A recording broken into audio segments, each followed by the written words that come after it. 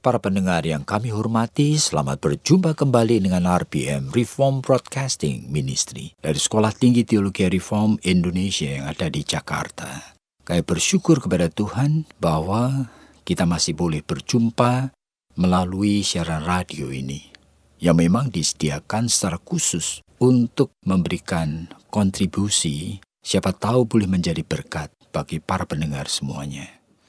Di tengah kehidupan yang kompleks ini, kita melihat ada ratusan aspek hidup manusia yang begitu penting yang kadang-kadang kita abaikan atau kita kurang memahaminya.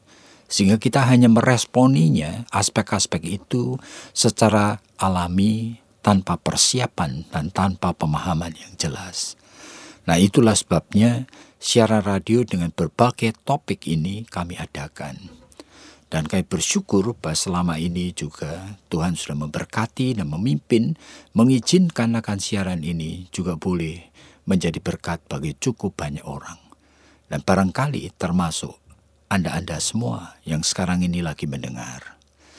Dan kita akan secara khusus saat ini membicarakan topik yang baru. Dan topik itu adalah memberi dan menerima.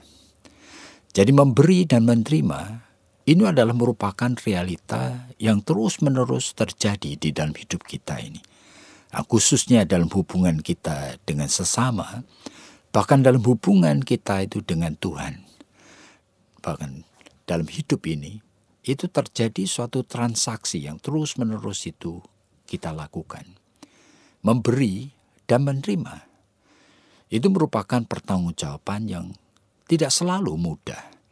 Oleh karena memberi, seringkali juga kita lakukan tanpa kita mengerti sebetulnya tujuannya itu apa. Banyak dari orang yang memberi, yang sebetulnya oleh karena memang dia ingin sekali melepaskan akan hal-hal tertentu dari dirinya.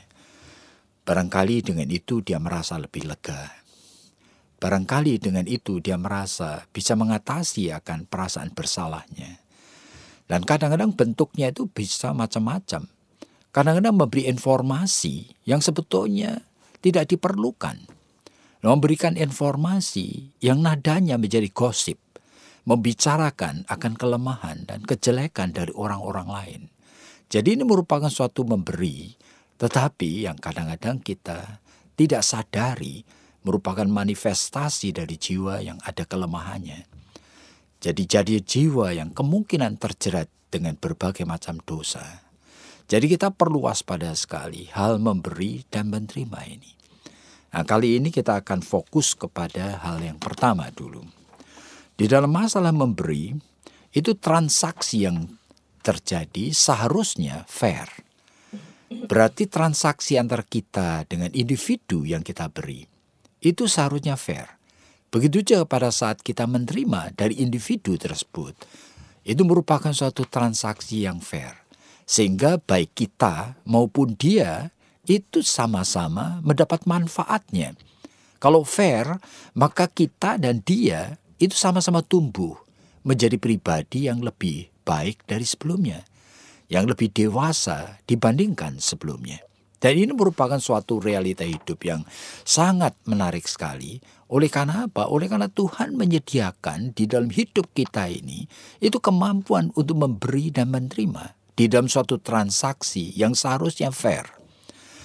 Jadi kita perlu waspada dengan sungguh bahwa di dalam hukum memberi dan menerima ini ternyata ada banyak sekali aspek-aspek yang kita perlu sekali sadari.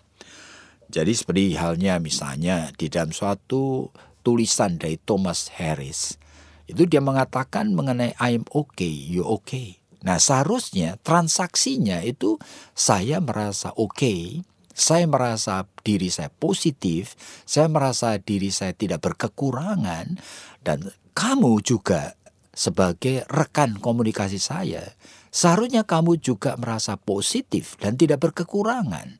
Nah, itu kan sebenarnya merupakan sesuatu hal yang kemudian dikembangkan lagi oleh Eric Berne. Itu di dalam suatu transactional analysis namanya. Jadi analisa mengenai transaksi yang terjadi antara individu dengan sesamanya. Nah, di mana di dalam transaksi itu mulai disadari, ternyata untuk mencapai I'm okay, you are okay, itu ternyata tidak gampang. Oleh karena manusia itu pada umumnya sudah memainkan peran-peran tertentu yang dia terbiasa dengan peran itu. Kalau seorang anak dari kecil barangkali sudah diperlakukan oleh kedua orang tuanya untuk menjadi wakil yang membantu orang tuanya untuk bisa merawat, bisa menolong, bisa mendidik adik-adiknya. Nah, seringkali tanpa disadari, itu peran sebagai seorang tua sudah hadir di dalam jiwanya. Sehingga nanti setelah dia menjadi dewasa, dia terus-menerus merasa comfortable, terbiasa memakai peran tersebut. Kepada orang lain selalu dia memainkan peran sebagai orang tua. Mau menegur, mau mengatur, mau mengingatkan, mau menasihati, gitu, mau memperbaiki, selalu begitu. Jadi merasa dirinya itu berhak dan selalu memperlakukan yang lain itu sebagai tanda petik, yaitu orang tua yang memperlakukan anak-anaknya kadang-kadang seperti itu.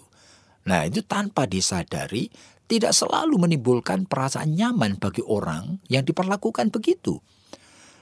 Ini merupakan suatu realita. Tapi kadang-kadang transaksi itu juga individu memainkan peran sebagai orang dewasa.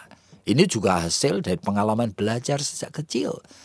Banyak orang yang sejak kecil diperlakukan dengan baik sekali, secara objektif, diperlakukan secara pribadi, sehingga dia terbiasa sekali untuk berani mengemukakan pendapat, membagikan perasaan, memainkan akan peran dialog dengan orang tua, dengan orang lain.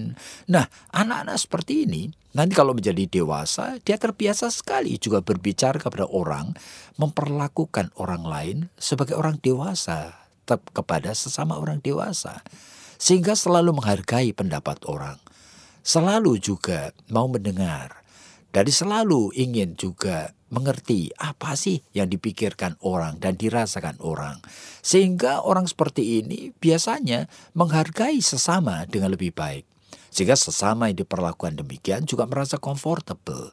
Tapi kadang-kadang itu dikatakan bahwa dalam transactional analysis itu orang terbiasa memainkan peran sebagai anak kecil. Dan aneh sekali, bahwa orang tersebut sudah menjadi dewasa, tetapi dia lebih suka memainkan peran sebagai anak kecil. Yang kadang-kadang itu sedikit-sedikit dia komplain, dia merengek-rengek, dia terus merasa gelisah, dia minta dinasihati, minta ditolong, minta dibantu, selalu begitu. Jadi selalu menunjukkan suatu sikap dependent, ketergantungan pada orang. Nah, pada saat kita bicara mengenai topik memberi dan menerima, kita ternyata ini masalah transaksi yang tidak selalu mudah. Bagaimana bisa mencapai win-win dalam transaksi ini, di mana dua-duanya, baik kita maupun orang di mana kita itu berinteraksi, merasa dipuaskan. Nah, mari kita itu dengar barangkali apa yang Ibu Esther mau katakan mengenai hal ini. Memang peran daripada seseorang itu sangat-sangat sekali menentukan begitu ya, seperti yang tadi Bapak katakan. Dan saya juga melihat tanpa kita itu mempertanggungjawabkan sebetulnya apa yang kita lakukan, sebetulnya peran kita itu juga seringkali tidak jelas begitu.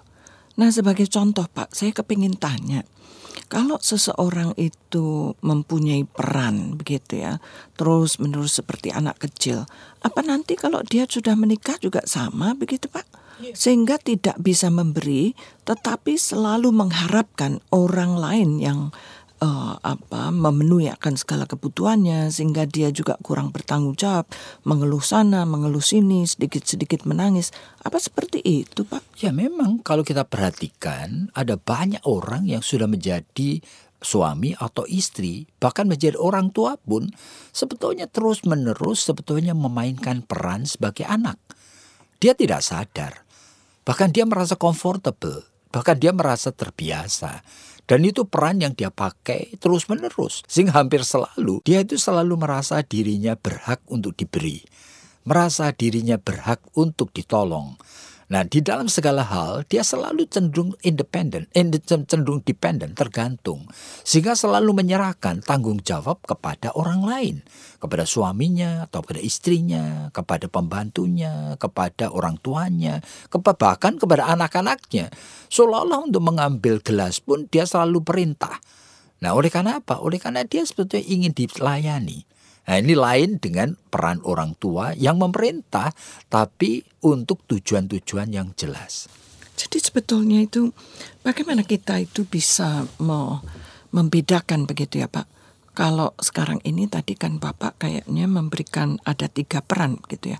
Peran orang tua, peran dewasa, dan peran anak-anak.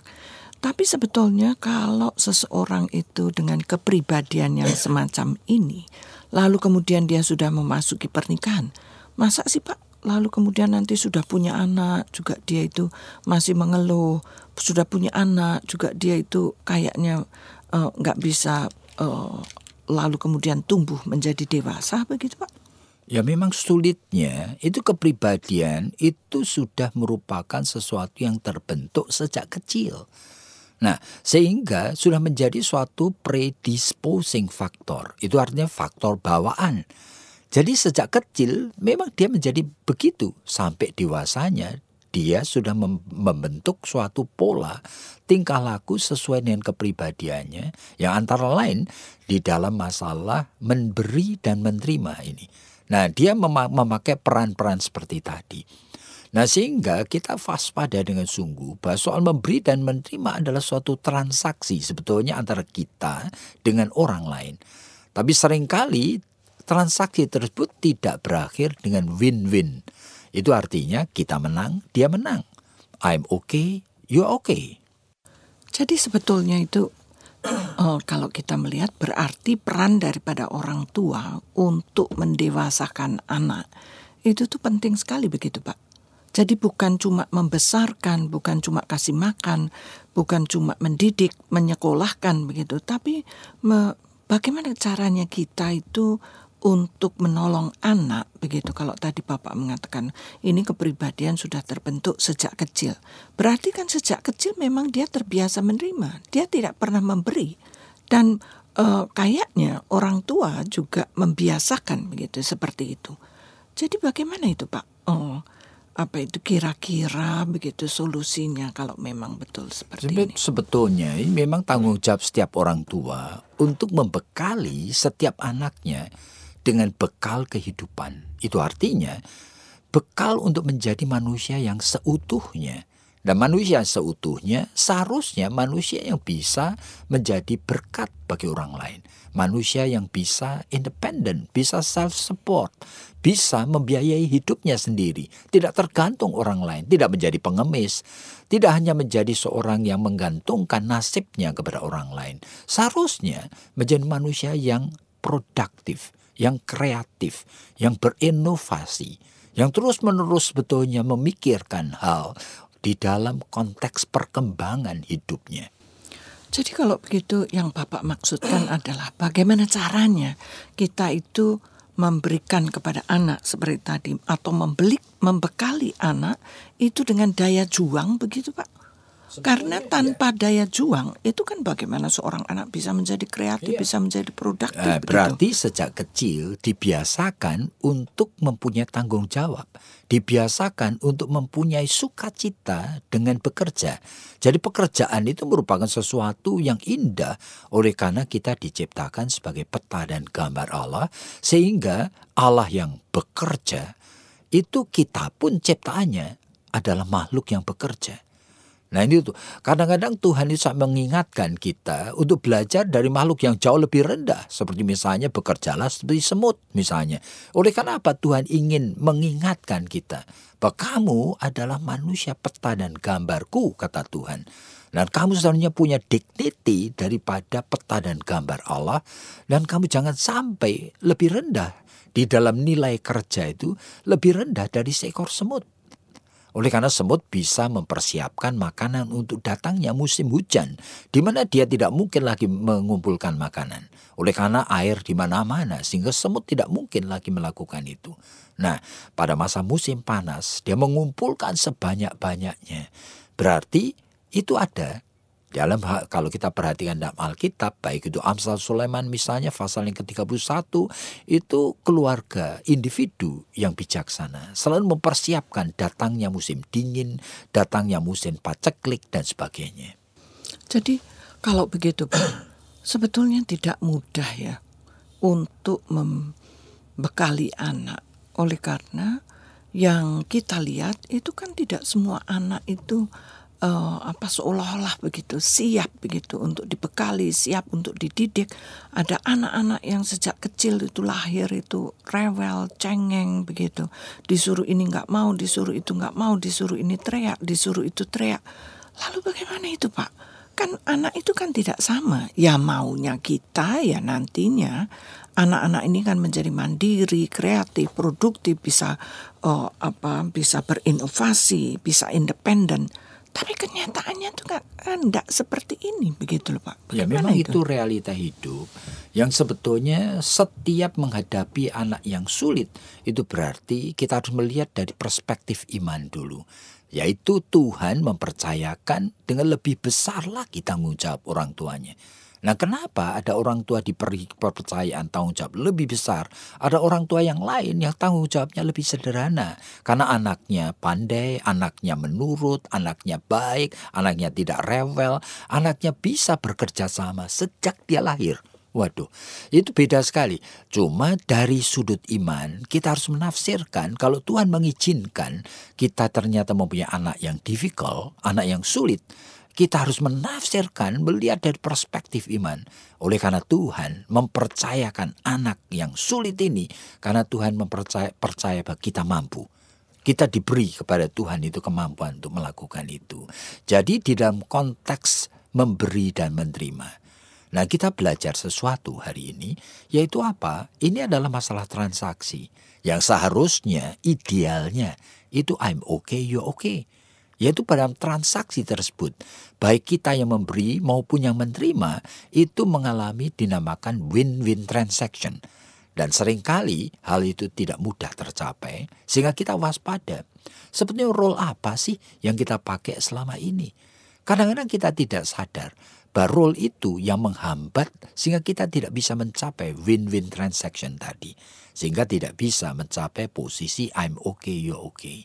Padahal hidup ini, begitu sudah mencapai I'm okay, you're okay, ini dua manusia ini bisa kerjasama. Oleh karena bisa kerjasama, hidup ini bisa dibangun dengan lebih baik. Hidup ini anehnya diatur oleh Tuhan sedemikian rupa. Masalah memberi dan menerima itu diatur sebagai bagian sarana bagaimana Tuhan mempercayakan kepada manusia untuk membangun akan hidup ini.